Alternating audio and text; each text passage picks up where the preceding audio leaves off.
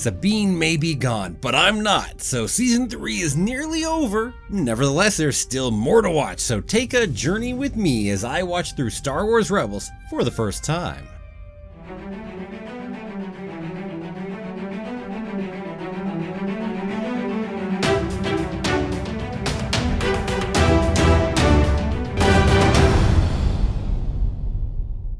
Well, hello there. My name's Jeremy and welcome back to Freeform Disney. Quick note is that the live stream of the season 3 finale will be coming up really soon, noon Pacific time on Sunday. I'll see y'all really soon. And the next Star Wars live stream after that will be in 2 weeks for my next character ranking, with a regular video for the finale in the week before. Oh, and just in case anyone here is interested, my wife Natalia and I will be starting to watch through Gravity Falls starting a week from Monday. Now with all of that done and out of the way, let us jump into the 3 episodes for today prior to the season 3 finale of Rebels. So here we go. Episode 17 of season 3 is Through Imperial Eyes. And my first thought going into this one is, whoa, literally through Imperial Eyes. Agent Kallus, to be specific. And it was really fun watching that, and then that was it. It would have been so intriguing if they had kept going and keeping this first-person perspective a ways through. It wouldn't have worked for the plot of what they ended up doing, but that would have been a fun concept episode right there. Well, anyway, what's up here? Well, we've got Ezra apparently running a Lothal blockade and acting like someone else, along with Chopper and AP5, and Agent Kallus, unsurprisingly, a little offended by Ezra showing up here. It might blow his cover and all, but apparently, from what Ezra knows, his cover might already be blown, and that's why the hell he's coming there, is to go ahead and essentially rescue Kallus. Which I would have thought we would have gotten a little more out of the two of them not really liking each other as much, but it didn't actually happen as much in this one,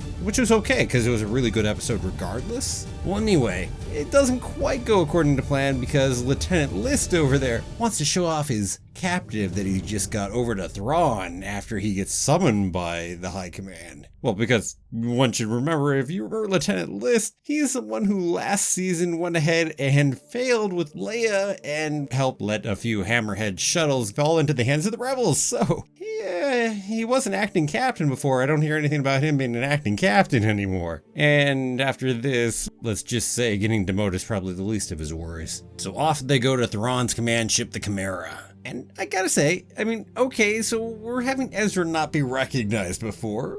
Sure, near Lothal, that might be a little trickier, especially considering how public their faces and images have been made. So, bit of suspension of disbelief here. But on Thrawn's ship itself, really? Whatever. Let's move on. Okay, so Kanan and Rex are going to be doing the rescue, so they're in the Lambda shuttle waiting for clearance codes to go do it. So we're going to have AP5 and Chopper go get those clearance codes for them. And meanwhile, big things are going down on that Star Destroyer. Sector command staff are in there, and this is just a background thing. We don't really talk more about it, but just laying some seeds, it seems, for further down the line, probably for our season finale, if I had to make a guess. And we get to see Thrawn, well, actually, the first time we've really seen him physically doing combat. I mean, it's always about the mental aspect on Thrawn, so watching him training in a combat sequence against, well, these heavy assassin droids, like, yo, that's different. So, see, he's the full threat package now. He can go ahead and physically get you, too. Not that I think he needed to be able to, but hey. But yeah, definitely more of a threat than he was before. Now, whose big appearance comes in this episode here? Well, we go ahead and come on in and we see it's Colonel Yalaran, which is a great, well, both Clone Wars and actually Star Wars A New Hope reference, as Colonel Yalaran was killed on board the actual Death Star when it blew up. He was one of those command staff there that we saw, but he was also the person we saw a lot back as an admiral earlier on during the Clone Wars, because he was the one that worked directly with Anakin. And it's not that he was demoted or anything, he actually switched branches of service because now he's in the intelligence area. So, big change. So, oh yeah, super cool. Great to hear his voice again in here. And anyway, the setup in here is Thrawn says, haha, I'm gonna find out who Fulcrum is today. Which you kind of figured we were going there anyway. A few moments later, and hail, hail, the gang's all here, because there's Price as well. So we've got everybody here. Tons of people. Well, it's not like we have Targan, but hey, he might show up for the finale. Who knows?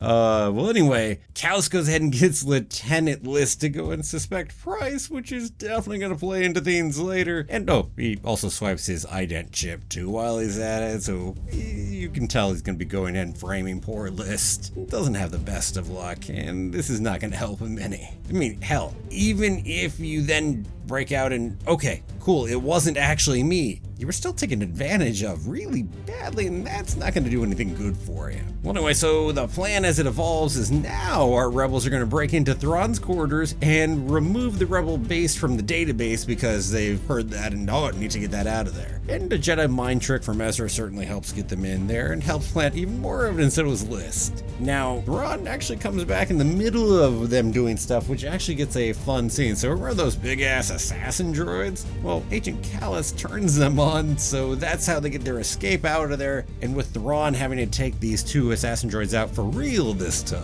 Yeah, pretty dang good at fighting.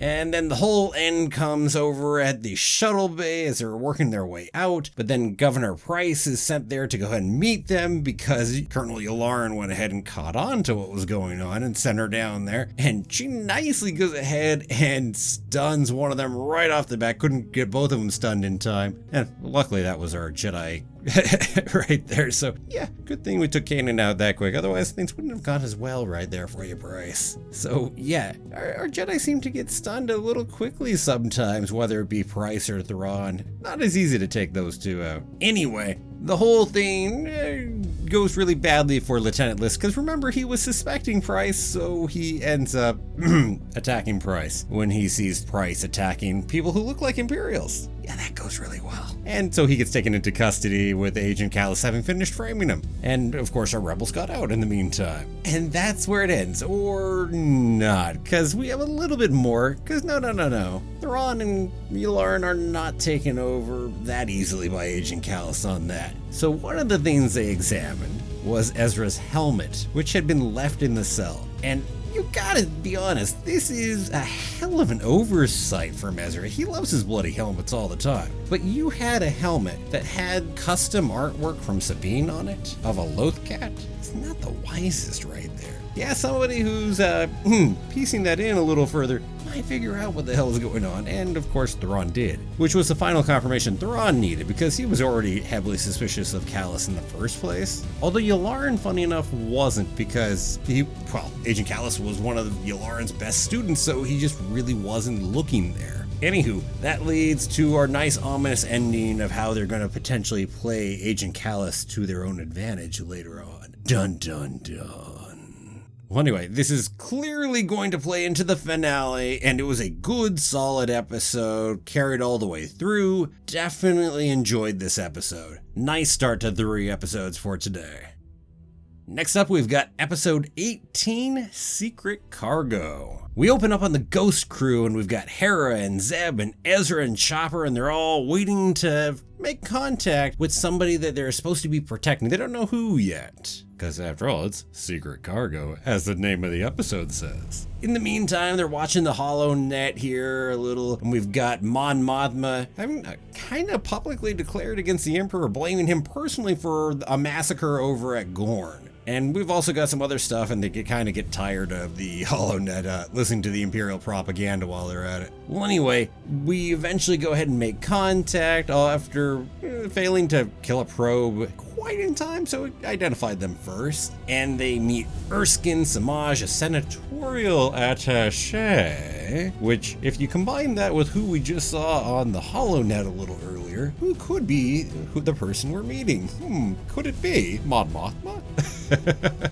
Yes, indeed. Anyway, the other person that we meet at that moment, though, before Mon Mothma comes in, is Captain Vander, so the leader of Gold Squadron. So some more seeing some of the other rebels that are in existence in those different cells. And of course, Gold Squadron comes in later, and we certainly know them from A New Hope, amongst other things. Now, another interesting thing here is the Gold Squadron members being kind of annoyed with our good old Phoenix Squadron there and our people, because they've brought a lot of trouble down on all of the rebels from all their big public actions. well, they were doing quite fine under the radar a little better there. So, yeah, you can see a little strife. It would be cool if we really dug into things like that more. I don't think we will. I don't think we probably have time to get into that kind of thing anyway. But it's nice to at least touch on it, at least just give a little reference to that. Well, anyway, the Imperials go ahead and show up because, well, that probe that they let it get away. Ezra gets into a Y-wing because the pilot got knocked out, and we get to have all kinds of fun blowing stuff up. Our cruiser, their cruiser gets destroyed. We head off to hyperspace, and hey, look, we found out it's Mon Mothma. She's certainly not going into hiding over on Chandrilla because she, well, essentially made that call to go do what she was doing and had set up a meeting over near Dantooine to really help jumpstart the Rebel Alliance as a larger piece. Now that said, they still have to get there, and Thrawn has deduced the path that Hera is likely to go ahead and take, so he's sent a new TIE Defender, prototype at this point, after them to push them out there into the other ships that will then be waiting at the other side of the Nebula Passage to go trap them. He's sending Price to go ahead and do it, which tells you quite clearly how badly it's going to fail, because otherwise you'd use Thrawn himself, right? It's just kind of the way we do that kind of thing sometimes. If you gotta make one of your bad guys look much more dangerous, well, then you can't have them failing all the time. So if something's gonna fail, well, we'll go ahead and send off one of the lieutenants to go ahead and do it. What are their other people? So hey, it's not them failing, it's all the incompetent people around them. Essentially. Although if you keep sending people who fail to do their jobs to do things and you haven't predicted that well, then frankly that is a failing on your own part. Well, anyway, so they head there, we get to see that TIE Defender pop up, and oh, it is cool to see a TIE Defender actually in action in a Star Wars show or a movie. Being that prior to all this, I mean, TIE Defenders were simply within games. They hadn't actually made an appearance elsewhere. So definitely that's fun. And, well, starts taking down some of the ships they've got because with those shields, they're having a hard time even penetrating it. Well, they're able to go ahead and make it through the nebula. They get a little too close to a star at a point, which is part of how they pulled off getting through there. And off they get to the other side, but, well, those Star Destroyers lock onto them pretty dang quick with a tractor beam. Meanwhile, we have 2 Y-Wings left, our Gold Squadron leader, Captain Vander, and then Ezra. Everyone else is already dead, but they're able to at least ion cannon that bloody TIE Defender and just temporarily disable it and get the heck out of there. Which gives us a moment to go ahead and then free the Ghost from the Star Destroyers by blasting some proton torpedoes into the nebula, because the nebula is very volatile and we get massive damage to the Star Destroyers, which is really a fun shot, actually, just watching the visuals of what they did with that one. And by the way, gotta tell you, yeah, you really weren't aware of how dangerous that nebula was right there to be parked that close to it. It's like, ooh. Well, anyway, freedom for our people who escaped to hyperspace, and then we head on off to Dantooine, and Mon Mothma gets to go ahead and make her speech. And hey, this also means it's quick cameo time because we pop into a few different sections of people listening to it. One of them is Bail Organa, and I really swear by the look that's probably General Dodonna, but the first time we've actually seen him in Rebels. We heard him referenced once, but that definitely looks like him. Then over on Lothal, we see Ryder Azadian and people, we see Commander Sato, and also we see Chopper Base. So we see a few quick little pieces, cameoing some people in there, and hey, she announces that she is resigning from the Senate to help lead the rebellion. And to end the episode, at the very end of this, we have lots of ships show up for the end of the episode over here to Dantooine, and definitely the largest fleet we have seen yet. Definitely back to ominous of things to come, and, well, a hopeful kind of note in that sense, too. And I'm sure it'll come into play, say, in things like the Season 3 finale, parts of Season 4. Yeah, just saying. So yeah, this was a fine episode right here. Some fun space battles. Nice to see a TIE Defender in action. It was a little light and easy at times. It would probably be the only real big complaints I'd have on it. And definitely nice to see Mon Mothma actually get some screen time. I love Mon Mothma as a character, so definitely that was nice. Hopefully it won't be the last we see of her. Considering we still got a whole season and the rebellion really starting up, I'm guessing we'll see her again. finally, for this video, we've got episode 19, which is Double Agent Droid. Now, let me be honest, right off the bat, I see any episode that has the word droid in it, it worries me a little bit. Don't get me wrong, they're not all bad. Most of them are, but they're not all bad. So what about this one? Well, AP5, Chopper, and Wedge, actually, are on a mission over on a Lambda shuttle to go get codes for the upcoming attack on Lothal. Back to connecting it up to that season finale. And hey, it's cool to see Wedge again. I don't think it was well used in this episode, but it's nice that we're acknowledging his existence anyway. And we've got bickering between the two droids, and more bickering, and more bickering. Not good bickering in this. I mean, there's more of a bantery kind of bickering that can be fun between those two sometimes, and that's just not what this episode pulled off, for me anyway. It just got annoying, frankly. Which is too bad, because I actually want to see more of the interactions between AP5 and Chopper, because we got some of that, especially the first time we brought AP5 in, and they had a good connection, and we saw a little other times, because Chopper is one of those characters that really, because of how he is around most people, unless he's around Hera, he's not the nicest character. So actually having somebody that could be more of a friend like AP5, I was hoping would bring out more of that side of Chopper and we get to see more of it. This felt like a bit of a wasted opportunity in that side. What can you do? Well, anyway, we're infiltrating the base over on Killin 71 to go get those codes, and we've got this funky modern ship that comes on in with a cyborg in charge, who I definitely recognize that voice pretty much right off the bat. It's Josh Gad going ahead there, and I checked in the credits, and yes, indeed it was. Well, anyway, onward we go. So that controller guy is able to go ahead and take over Chopper while he's connected into a ticketed terminal. That was easy. Okay, we'll go with it. So they're letting them escape with the codes to try and locate the base. That's never gone wrong before. And the controller during this whole course of time is apparently actively monitoring and controlling Chopper while they're in hyperspace. Okay, sure, we'll keep going. AP5 gets suspicious of Chopper, but can't convince bloody anyone. Certainly Wedge ain't listening to him. At least when they finally catch back up to the ghost, well, Hera catches what's going on. And yeah, then he decides to go ahead and try to figure out what's going on with Chopper, and Chopper's already disappeared, so it's time to track down Chopper. So let's all go as one big group into the cargo bay and get trapped by Chopper down there. Good job, guys. That's impressive incompetence right there. Well, at least Hera takes charge and leads the response, and eventually they go ahead and win. In the meantime, AP5 had a fight and is off in space. And Hera is pissed. But apparently, because they're using a strong signal to go ahead and connect to Chopper, they're able to really boost up the power and send a bunch of power back, which like overloads their systems and blows up their entire ship somehow? Okay, cool. Well, anyway, there's one really intriguing moment in this episode, because AP5, who was just left off in space, thinks he's probably out for good after everything that happened, actually has started to find peace here. It's this really bizarre little piece. There were these little aliens in space that just start coming up, and he actually starts singing in the episode.